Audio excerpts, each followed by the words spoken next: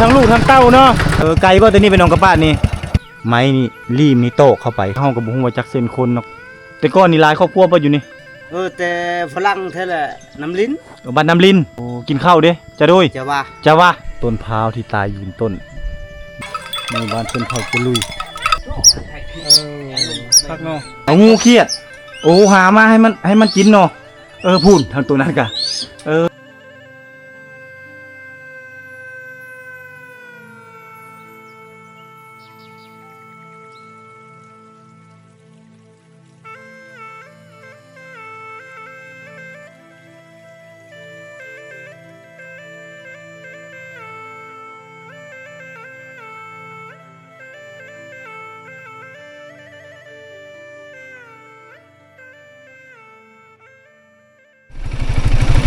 โอ้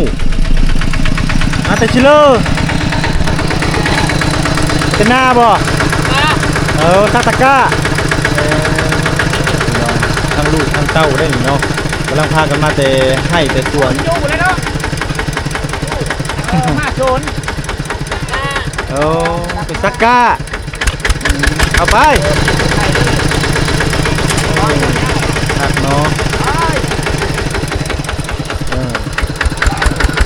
โอ้ทั้งลูกทั้งเต้าเนาะทั้งลูกทั้งหลานครบเลยครบเลยเมื่อแล้ววันนี้บายอีล่ะบายละเนี่ยเก็บเงินบ่ต้องนำขึ้นเก็บเงิน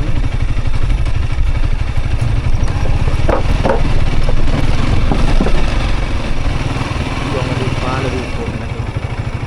มาให้มาหน้าเนี่ยเอาตะกร้าเนี่ย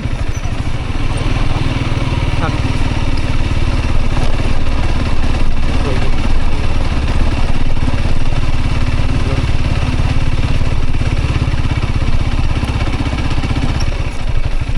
เนาะลงถ่ายก่อนเก็บจักหน่อยก่อนเอามาหอดแล้วพี่น้องเนาะบ้านบุ้งว่าบ้านนี่อย่างแต่มันงามคักลายโอ้ทางเข้าหมู่บ้านก็จะมีผาได้พี่น้องผาตันอยู่เลยแล้วก็มีบ้านห้วยพายอันนี้มีชื่อว่าบ้านห้วยพายบ้านห้วยพายจักหลังคาบ้านนี้22เป็นบ้านน้อยเนาะบ้านน้อยเนาะตะเก้าก็อยู่นี่เลยเนาะหลายฟ้าหลายปีบ้านตะเก้าเลยบ่นี่บ้านตะเก้าตะกี้แล้วก็หอยใหญ่เอาอยู่บ้านพายพิล่างบ่ใหญ่กินฮอดไห้กินฮอดหน้าให้หน้าตะก้ามีครบเลยเนาะก็เลยบ่อยากย้ายบ้านห้วยผายแต่ว่าบ้านโล่มนี่ขึ้นกับบ้านพาพิล่างบ่แม่แหละขึ้นกับพ่อบ้านนี่พุ่นเนาะมีงานเพิ่นไปร่วมอยู่พุ่นเอาแล้วขี่ปนวุฒิมันแต่ไสนี่คือมาตกอยู่พี่นี่บังไฟนี่บังไฟบ้านธาตุกินนี่บ่ตกอยู่บ้านเจ้าเลยตกอยู่ทงหน้าบ่ได้ตกใส่เฮือนบ่บังไฟบ่เนาะบังไฟล้านน่ะนี่ไฟล้านของงานบ้านธาตุนางลาวมันตกคนพี่น้องบังไฟล้าน8บังตกอยู่เขตบ้านห้วยผายอันนี้บ้านห้วยผายโอ้ลูกไผแน่น่ะคือหัวเลียนหัวแท้เนี่ยหัวเพียงกันแท้อันนี้ล้านบ่นั่นเศร้าปลายราคาเนาะเศร้าไปเศร้าทรงหลังคาเฮือนเฮ็ดหน้าบ่เดี๋ยวนี้เห็นให้ที่สนาไผสันบ่หลายๆนี่โอ้บางครอบครัวก็มีบางครอบครัวก็บ่มีเนาะผู้เลิกได้มาอยู่ก่อนแล้วได้หน้าเนาะครับเนาะนี่พี่น้องอันนี้เป็นบ้านห้วยผายพี่น้องเนาะเป็นชนเผ่าบรูพี่น้องเนาะบรูตรีเป็นหมู่บ้านน้อยๆมีทั้งหมดประมาณ22หลังคาเรือนจากการสอบถามชาวบ้านเพิ่นเนาะเป็นบ้านห่างๆกับบ้านเก่าบ้านแก่เป็นตาอยู่พี่น้องเอ้ยเนาะบรรยากาศคอยค่ำลงแรงเก็บเอาบรรยากาศรูปภาพมาฝากมาต้อนพ่อแม่พี่น้องให้ได้ติดตามรับชมโอ้บ่กกพร้าวเนาะมันสุดแล้วพี่น้องเอ้ยสุดชั่วอายุของมันละมันก็เลยฮักพี่น้องเนาะฮักไปเลยเนาะชั่วอายุของมันแล้วมันก็ฮักเรียบร้อยเนาะอันนี้คือบ้านห้วยผายพี่น้องเนาะพ่อแม่ประชาชนเขตนี้ก็เฮ็ดให้น้ำเฮ็ดนานำอันนี้สงสัยมาแต่นั่นแหละโอ้มาแต่ชิเลอร์มาแต่ไสโอ้นกกระปาดพุ่น สิไปไสต่อนี่สิไปไสนี่ ไปพาเวลา สิไปพาพี่ลางแต่เจ้าละคนหนองกระปาดบ่ไกลบ่แต่นี่เป็นหนองกระปาดนี่ ไปประมาณ6 6 ลักลักบ่โอ้แสดงว่าใกล้ๆเนาะเส้นทางก็ธรรมดาบ่ นั่นนี่ โอ้พอไปพอมาอยู่ซะเนาะแต่เจ้าอยู่หนองกระปาดสิไปพาพี่ลางโอ้เขาเจ้าลัดอันนี้เนาะแต่บ่ละพามาเนาะ แม่น ถ้าค่อยก็สิไปพุ่นแหละหนองกระปาดพุ่นแหละแม่นประมาณ6 ลักแต่นี่ไป เส้นทางโอละนออยู่ติธรรมดาเข้าไปละนอเลยเนาะ แบบนี้แหละเพิ่นเว้ามีภูบ่ขึ้นภูบ่โอ้ขึ้นภูนิดหนึงประมาณ6 ลักก็บ่ไกลใกล้ๆอยู่เนาะโอ้ไปเฮือนไอ้น้องบ่ ตะกวดพัน โอ้บ่สบายโอ้เอาไปซะไป โอเคซั่น โอเค เลย บ่รบกวนได้พาเมียไปกวดเอาให้ดีให้เศร้าซะเด้อ เอาแล้ว เอาแล้ว อะไรอีก ยันแห้งๆโอเคโอ้ ไม่ได้เอาเช็คดู เรียบโอเคไปโชคดีเอาพี่น้องพาเมียมากวดเนาะ จำรถไม่ได้เราก็ได้ เส้นทางของเพิ่นอยู่ในเขตนี้ก็ถือว่าแบบดั้งเดิมเนาะนี่เบิ่งเอื้อยเพิ่นกำลังเฮ็ดอีสังอยู่สบายดีโอ้กำลังเฮ็ดอีสังนี่ต้มหน่อไม้บ่โอ้เลี้ยงหมูเนาะนี่เนาะหมูจะบ่นี่โอ้มีหมูอีกพี่น้องเนาะเลี้ยงหมู2ตัวเนาะอะลีแม่นบ่อะลีหรือหมูเนาะกำลังต้มลูกไม้มาแต่ให้บ่มาแต่นาบ่มาแต่หน้า โอ้มาแต่ให้แต่นาเนาะโหกำลังต้มหน่อไม้พี่น้องเนาะต้มหน่อไม้เนาะโตะโอ้เฮือนครัวเนาะนี่เนาะโอ้มีข้าวควายเนาะนี่เนาะตะแกรงบ่น่ะบ่แม่นตะแกรงเนาะตะเรียเนาะบ่แม่นเนาะอัดเราะเนาะมีข้าวควายพี่น้องเนาะคาราบาวได้น่ะคาราบาวแดง นี่มาแต่ให้แต่นาแต่สวนหาหน่อไม้มาพร้อมแล้วก็มาต้มไว้กินแรงเนาะเฮ็ดนาบ่ท่าเจ้าโอ้มีนาสบายเลยเนาะคันมีนาเนาะอ้าวอยู่ดีมีแฮงเด้อโอ้ยังบ่มีไฟฟ้าเด้อบัดนี้เนาะกลางคืนใต้อีสานกลางคืนโอ้ใต้โซลาร์เซลล์ใต้ดอกโซลาร์เซลล์พี่น้องอันนี้บ่เฮือนเจ้าโอ้เฮือนหลังใหญ่หลังงามเนาะพี่น้องเนาะผู้เฮือนไม้ตัวนั้นเป็นเฮือนเก่าเนาะแม่นบ่โอ้ตัวนี้เป็นเฮือนเก่าแก่ดั้งเดิมพี่น้องเนาะนี่เก่าแก่ดั้งเดิมบูฮานเลยได้เฮือนหลังนี้ได้เนาะมุงกระเบื้องยังอยู่ได้อยู่บ่นะหรือว่าบ่มีคนอยู่แล้วโอ้บ่มีคนอยู่แล้วพี่น้องแต่ว่าเพิ่นยังบ่มางได้เฮือนกกเฮือนเขานี่เพิ่นบ่มางเด้อพี่น้องเด้อนี่อันนี้คือเฮือนแต่เก่าแต่แก่ดั้งเดิมเนาะเฮือนบูฮานแต่พ่อแต่แม่แต่ปู่สังกะสาย่าสังกะสีได้พี่น้องเอ้ยนี่เป็นเฮือนดั้งเดิมบูฮานเลยเนาะนี่เนาะเฮือนนี้เป็นเฮือนที่ว่าแต่พ่อแต่แม่ปลูกสร้างเนาะเพื่อสิได้ฝานี่อันนี้ฝานี่เป็นฝาที่ว่าใช้คนนี่เลื่อยเอาเนาะดึงได้นี่เนาะดึงเลื่อยเพื่อจะได้เป็นแผ่นหนึ่งนี่ใช้เวลามือหนึ่งในการเลื่อยนี่น่าจะประมาณได้ประมาณ5 แผ่นพี่น้องเนาะนี่เสานี่ก็จะเป็นเสาที่เขาเจ้าถากเอาตัวนี้เนาะน่าจะเป็นเสาไม้แดงเสาไม้ดูพี่น้องเอ้ยแล้วก็อันตัวนี้มันก็จะเจาะเนาะพี่น้องเนาะเจาะเอาแล้วก็เอาไม้นี่คือไม้ข่างนี่สอดเข้าไป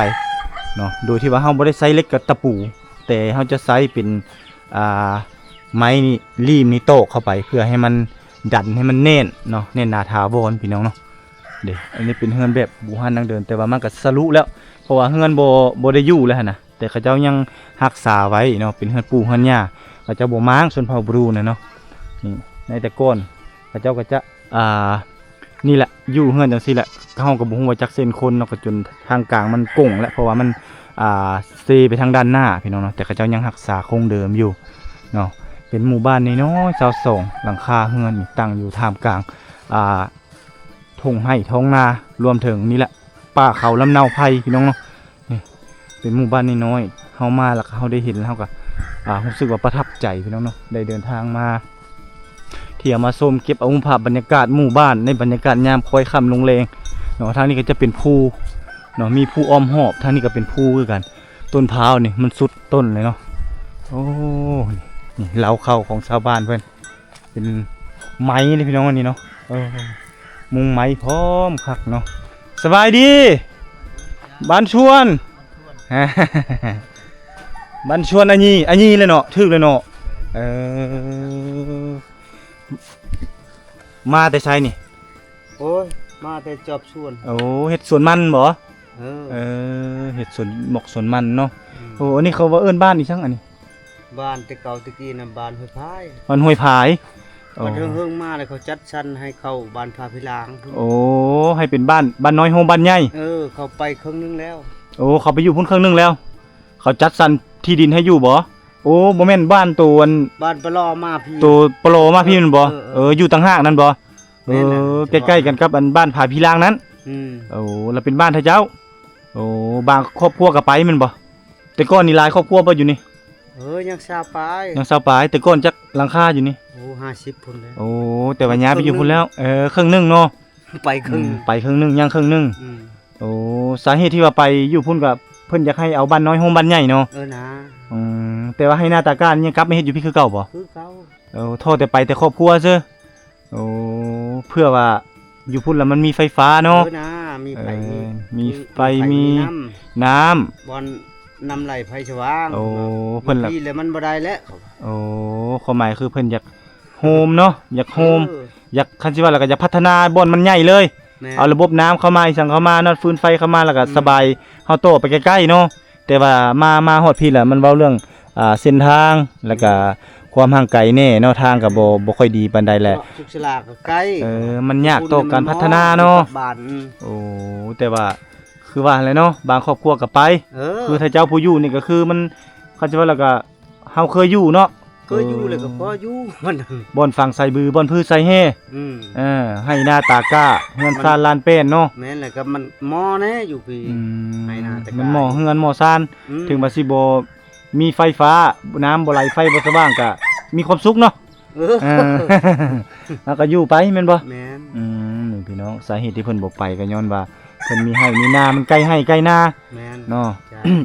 บ่อนใกล้อ่างข้าวอ่างน้ำ อืม เนาะบ่อนอยู่บ่อนกิน อืม ก็เลยว่าตัดสินใจอยู่ต่ออ่าใส่โซลาร์เซลล์เอา เออ โอ้นี่เนาะก็สะดวกสบายร่มรื่นกลมกลืน แต่ละหลังคาเรือนเนี่ยก็จะมีโซลาร์เซลล์พี่น้องเนาะโซลาร์เซลล์ส่องสว่างในยามค่ำคืนเนาะแต่ว่าบ่อนพัฒนาหลายๆครอบครัวก็ถือว่าย้ายเข้าไปอยู่พุ่นก็หลายเติบเนาะครึ่ง ครึ่งต่อครึ่งว่าง่ายๆซะพี่น้องเอ้ย บ้านห้วยผายนี่เอาซื้อมาจากห้วยผายเลยบ่ แต่ฝรั่งแท้แหละน้ำลิ้น บ้านน้ำลิน บัดก็เขาตั้งปุ๊บแต่เขาเลิกสงครามแล้วบ้านห้วยพายอีกเลิกสงครามมาเลยเขาเข้าบ้านน่ะว่าบ้านห้วยพาย เป็นบ้านห้วยผายอีกโอ้ หลังจากนั้นน่ะโฮมอยู่บ้านใหญ่พุ่นแหละ เอิ้น ว่าพาพิลาง พาพิลางอีก มีตารางพาพิลางอีก โอ้แสดงว่าอยู่พี่แล้วบนนั้นป้ายเฮือนน่ะเขาใส่ผ้าพิลางเลยเนาะแต่ว่าซื้อ หัวบ้านใหญ่นะ เอาซื้อใหญ่แต่ซื้อน้อยนั่นก็คือบ้านห้วยผาย เจ้า วิถีชีวิตของเจ้าเขตนี่ถ้าเจ้าปลูกมันเนาะเฮ็ดให้น้ำเฮ็ดสวนน้ำส่วนเผ่าตรีน่ะเจ้าเนาะบรูตรีบ่ บ่แม่นได้อันนั้นได้จะลุย โอ้เผ่าจะลุย จะลุย โอ้กินข้าวเด้จะด้วย จะว่า จะว่าเดี๋ยวนี้จะว่าเนาะคือกันบ่กับผาพิลางนั่น คือกัน โอ้ สองบ้านคือกัน ส่วนเผ่าตรุย เนื้อพุ่นต่างหากได้ อัน จะโดยได้เขา จะด้วยบ่ เออ ออกไปทางนี้แหละสุดอยู่นี่ละบ้านเดียวนี่บ่ เออ ต่อไปละบ้านหยัง บ้านนองกบปาดกับ โอ้ บุรพาน่ะมัน โอ้ต่อบุรพา ต่อ ชายแดนเลย บุรพา แต่นี่ไปบุรพาไกลบ่ แต่นี่ไปหาเมืองรถบ่ บ่หาเขตแดนนี่ บ้านนองกบปาดนะ โดย ประมาณ8 โอ้ เป็ เป็น นลัก ลักเนาะโอ้ถือว่าก็บ่ไกลเนาะ บ่ไกล พอไปพอมาอยู่เนาะยามฝนไปมาสะดวกอยู่บ่ ไปได้ทางนี้คันทางนี้ยากกันน้ำมานี่ โอ้แสดงว่า น้ำจ่านี่มันมีครัวนะเนาะครัวใหม่นั่น โอ้นางห้วยจะอานี่ โอ้ตัวนี้เนาะมันยากเนาะคันยามฝนเนาะโอ้ คันยามแรงน่ะไปได้ยามพ่นแล้วมันยากแบบว่าครัวนั้นมันพัดไหลไปเลย โอ้ครัวในเฮียแล้วโอ้บ่มีอันไปบัดนี้เนาะ มันปีนไปเลย โอ้คันว่าจะไปหาหมกหาหมอก็ต้องลอยน้ำเลยเนาะ โอ้ยได้เอ็ดเพเอ็ดหยังเลย เฮ็ดเพข้ามไปข้ามมาเอานี่ ลำบากลำบนเลย เนาะถือว่า หมดไหวไปหวย ข้าวน้ำสปาก็กุ้มกินอยู่บ่ทางนี้ ส่วนลายคุ้ม โอ้ถือว่า แต่ว่าน้อย น้อยเนาะอยู่บ้านนี่ก็เลี้ยง หมูเลี้ยงเป็ดเลี้ยงไก่บ่ เลี้ยงธรรมชาติเลยได้ปล่อยปะเลยบ่แม่นใส่พามใส่หยัง โอ้งัวควายได้มีบ่ทางนี้ งูป่วยก็หลายอยู่แต่ว่าบ่มีปานใดแล้วอันนั้นเลยเดินเลย โอ้ ส่วนหลายปล่อยปะแบบเดือน4เดือน5เลย อ้าวคือสมมุติว่าสวนมันสวนให้หน้าตากล้านี่เฮาเฮ็ดหัวเอาบ่ เฮ็ดหัวเอาแล้ว โอ้ปล่อยมีแต่สัตว์นี่เอกภาพกันปล่อยซะเลยกลาง ชัดก็จะได้ อืม มันก็เฮาจะได้ก็เฮา เนาะรักษาเอาเนาะ อืม นี่ ตัว พี่น้อง สัตว์นั่นแหละเป็นต้นตอ โดยถือว่าเฮาเลี้ยงนี่เลี้ยงเพื่อครอบครัวเนาะ นะ คันมีคนมาซื้อก็ขาย แม่น คันไผมีหลายก็ขายเนาะ แม่น ส่วนเผาจะลุยทางนี้เนาะ จะลุย พี่น้องเอ้ยเจ้าว่าได้กินข้าว ว่าแล้ว เดี๋ยวพ่อแต่แม่พามาเลยพี่น้องนะทางนี้เนาะ เออ มีทั้งหมด32หลังคาเฮือนพี่น้องขอบใจได้เด้อ จ้า ขอบใจหลายๆอยู่ดีมีแฮง โชคดีโชคดี บันชวน บรรทุกร่ำรวย โดยมาแต่ไส ได้เฮือนนะ โอ้มาแต่เฮือนเนาะสำเนียงมาแต่ให้แต่หน้าเนาะโอ้ได้อาหารดีบ่เนาะโอ้ได้ของดีบ่ ได้สินงัวบ่เนาะสิโอ้งัวตกขุมเนาะโอ้เราบ่ที่มากินเนาะโดยพี่น้องอ้าวมันเป็นอีหยังนี่คือว่าปลายกุดมาเลยนี่ อันนั้นผ้า โอ้ฟ้าผ่าบ่นี่โอ้เฮาคิดว่ามันสุดอายุการมันบ่แม่นเนาะตายเนาะโอ้มันเฮ็ดปรับอ้าวบ่ได้ไปเอาควรฟ้าผ่าบ่ซั่นน่ะต้มน้ำท่านั่น นี่พี่น้อง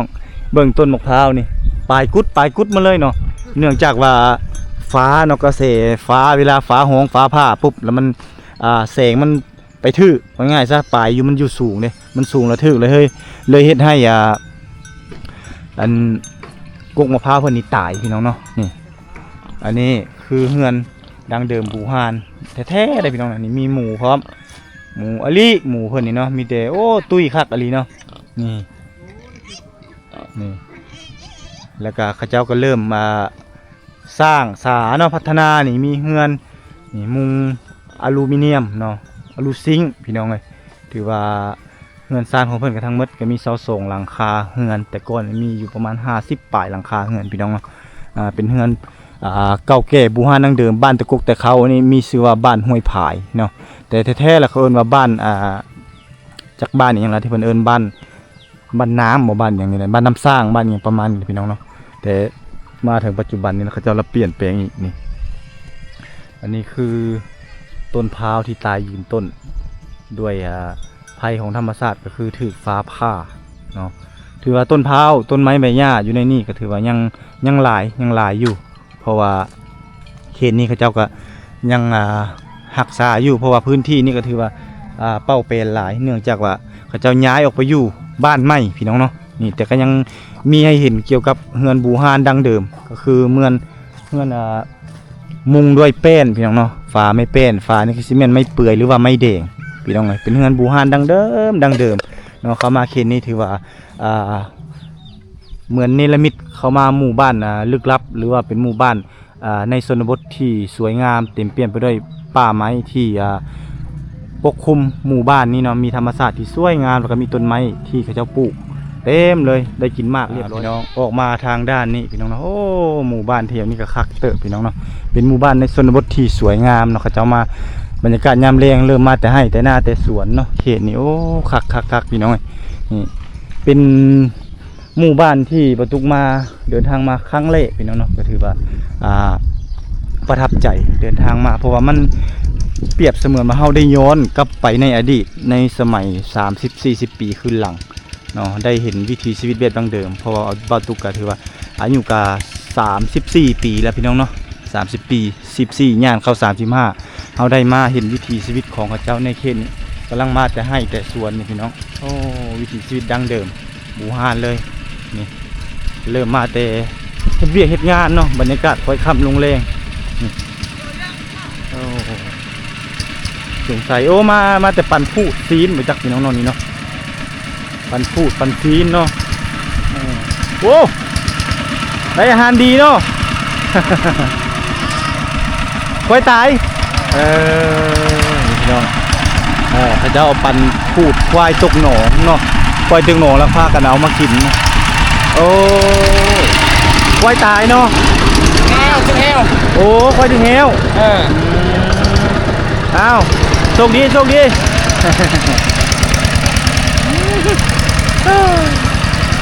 เอาฟืนมาพร้อมไอ้ควายปั่นกันหมดได้พูดนึงเอาเมื่อกินวันนี้เนาะคักเนาะพี่น้องเนาะนี่โอ้คักเนาะนอนเย็นคักได้นี่เนาะ หากันไปปั่นพูดควายมาบ่พี่น้องเนาะนี่หมู่บ้านในชนบทเพิ่นแท้ๆป้าตัวสัตว์เลี้ยงคือมาหลายแท้นี่โอ้เบิ่งงัวเบิ่งควายเพิ่นนี่เนาะโอ้ควายหลายอีหลีเนาะปลาโตมันเข้ามาแล้วเนาะมื้อนี้เนาะควายนี่เนาะพี่น้องเนาะพุ่นควายเริ่มมาแล้วพี่น้องนี่หมูนี่ก็ตัวใหญ่คักอีหลีเด้หมูเพิ่นอันนี้เฮามาเบิ่งฝูงควายอันนี้แม่นสัตว์เลี้ยงเพิ่นเนาะถ้ามีทางบ่เห็นสัตว์เลี้ยงบัดเฮามามันเฮาเห็นแล้วพี่น้องนี่อันนี้คือสัตว์เลี้ยงของชาวบ้านเนาะพุ่นทางนั้นก็หลายพี่น้องเนาะมาทางนี้ก็หลายเลยอันนี้คือสัตว์เลี้ยงของเพิ่นนี่ก็เต็มเลยพี่น้องเนาะนี่เป็นส่วนเผ่าจุลุยพี่น้องเนาะทางนี้เนาะในบ้านส่วนเผ่าจุลุย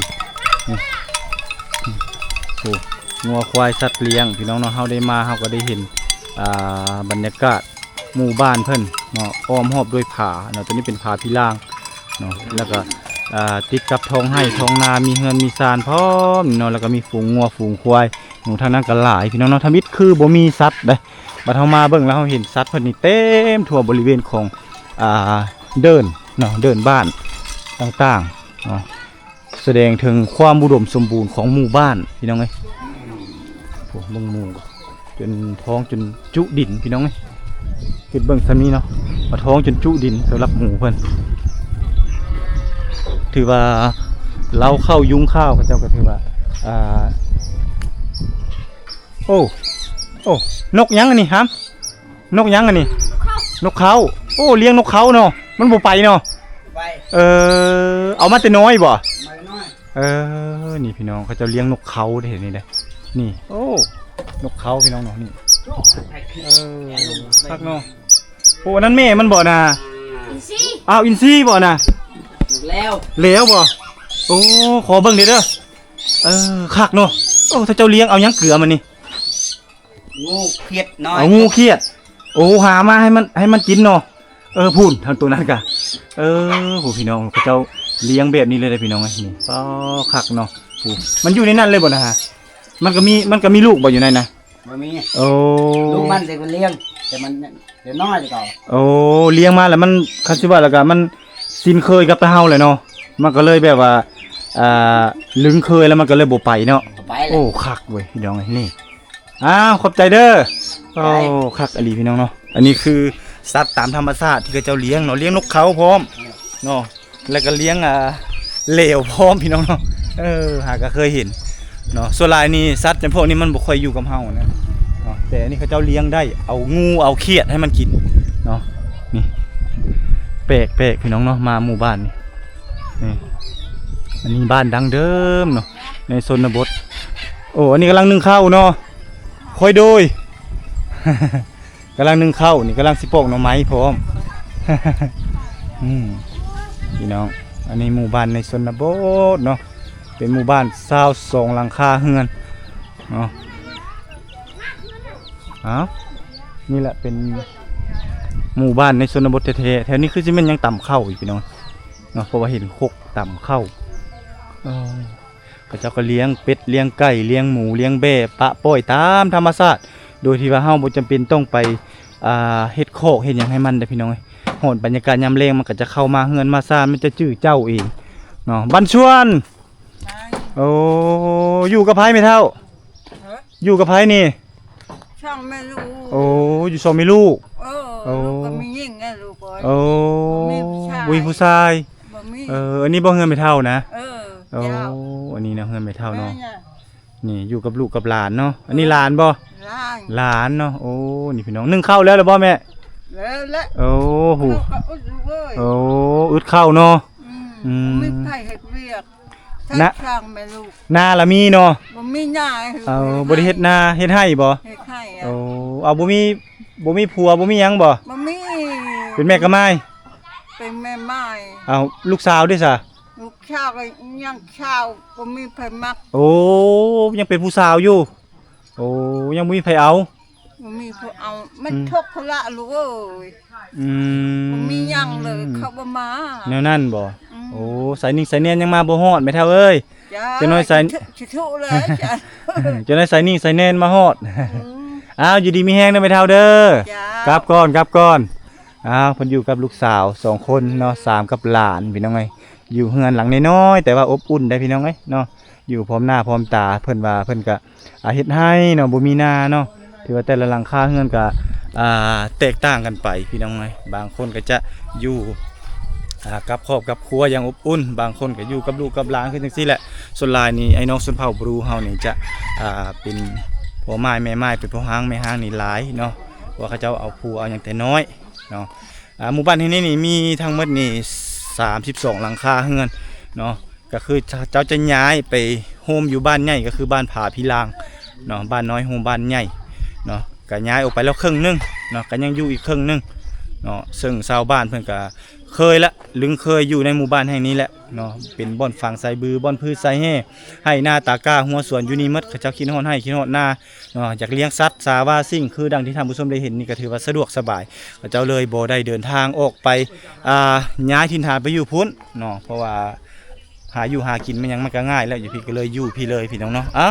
อันนี้คือหมู่บ้านในชนบทที่บ่ตุกได้มีโอกาสเดินทางมาเก็บเอารูปภาพบรรยากาศในระหว่างเส้นทางการเดินทางนี้มาฝากมาตอนทางผู้ชมที่เข้ามาติดตามรับชมรายการทางช่องวิถีลาวของบ่ตุกนี้ก็หวังว่าคลิปวิดีโอของบ่ตุกนี้จะแบ่งปันความสุขให้กับทางผู้ชมทุกท่านที่เข้ามาติดตามรับชมรายการทางช่องวิถีลาวของบ่ตุกนี้บ่น้อยก็หลายพบกันใหม่คลิปหน้าท่านผู้ชมสำหรับคลิปนี้บ่ตุกขอลาท่านผู้ชมไปก่อนสบายดี